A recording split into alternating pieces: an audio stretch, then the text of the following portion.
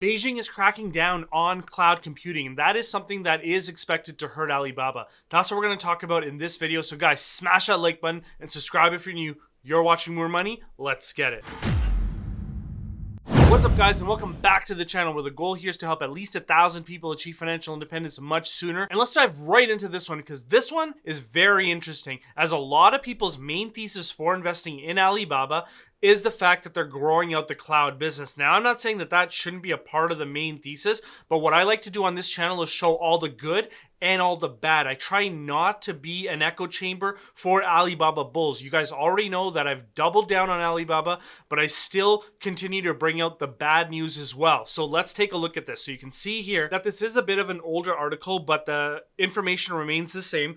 Beijing is cracking down on Alibaba's bid for Amazon-sized profits. And that's just a way for them to sell the article. But as we move into the next exhibit, for AWS, their cloud business accounted for more than 100% of their operating profit, and that's because their other businesses are actually running at a loss. And for Alibaba, the cloud business is a main focus, because you can see here that Daniel Zhang did say that it will be a main business for Alibaba, and it's a trillion RMB opportunity by 2025. And moving into the next exhibit, it looks like Beijing has at least slightly derailed Alibaba's plans, because the CCP has increasingly focused on the use and security of data and declared data to be a critical factor of production, making its defense a priority for the government. And so what's actually happening is that a broad swath of companies, obviously government companies like state-backed companies, but also private companies are moving to use state-backed cloud providers as opposed to Alibaba or any one of the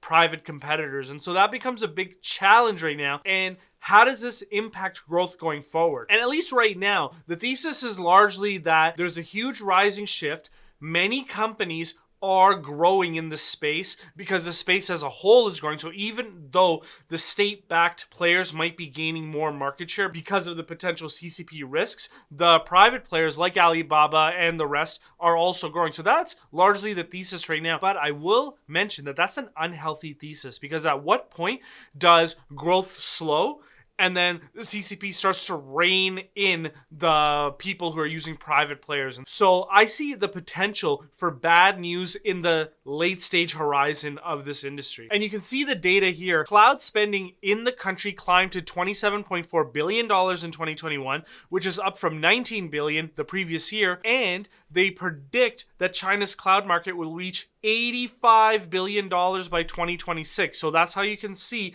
that this is a very fast growing market, and a rising tide is expected to lift all the ships. Now, one of the ways that Alibaba is sort of attacking this is they're diversifying their cloud offerings. So they just moved into their cloud segment what's the equivalent of Zoom. So they call it DingTalk. It's got 500 million users. And what they're trying to do with their DingTalk business is that when companies are sold on DingTalk, they inevitably buy related services from Alibaba. So that's effectively the Zoom strategy as well. However, that's not a pure cloud play business, right? So that's actually a peripheral business that happens to be on the cloud, but it's not the cloud in itself. But I can't be all bad news here. I think a little bit of good news comes from the fact that the CCP is really pushing their economy to develop the cloud business and the cloud infrastructures. And so the private market is important in this area. So you can see here, much of the growth of the cloud business will be from the Chinese government's push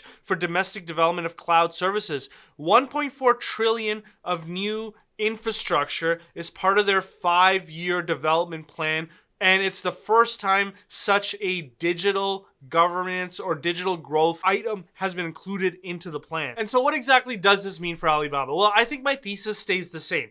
I think Alibaba grows at approximately around 25% a year into the foreseeable future. And so you can see here, Alibaba's cloud computing revenue growth rate is 25.1%. That's what I have highlighted. And so what does that really mean for Alibaba? Well, you can see here that I have that income from operations circled in red, that 36.8 billion RMB. And what exactly does it mean to the overall success of Alibaba? Well, as you can see here in the next slide, even with cloud growing at 25.1%, their income from operations still represents less than 10% of the overall consolidated income from operations for Alibaba at the end of fiscal year 2026. So you can see how even with astronomical growth, Alibaba's a little bit hedged from potential negative impacts because the overall business is still not a huge part of Alibaba. Now, going out 20, 30 years, it might actually be the largest segment for Alibaba. So that's something that we'll have to pay attention to.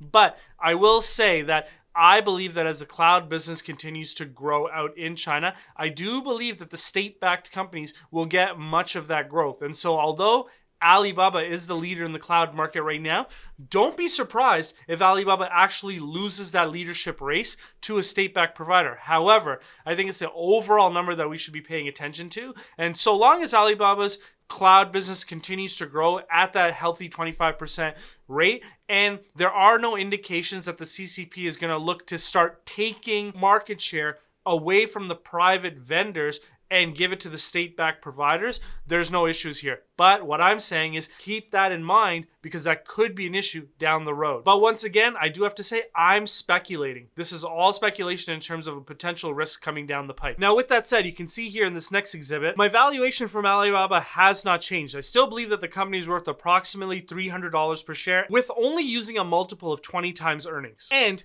from the next exhibit, you can see that Alibaba is trading at approximately 39% of its intrinsic value. So at about $120 per share, it's approximately 39% of its intrinsic value. And for those of you who do want access to the Alibaba model and all of the other models and the tracker, you can get access to all of that at the lower tier for the Patreons. And like I always say, there's never any risk to you because if you decide to try it out and you then think that it's not for you, and that's totally okay, do not just unsubscribe. Let me know in the Patreon by messaging me that you tried it and it wasn't for you, and I'll fully refund your $5 just to make sure that you don't lose any money, because that's how much I believe in the product and the effort that I put into the research models. And with that said, the one really important thing that I do want to bring up is that it looks like we're getting more and more evidence that Ant Group is going to be initiating its IPO a lot sooner than we think. And I actually dive into that video right here.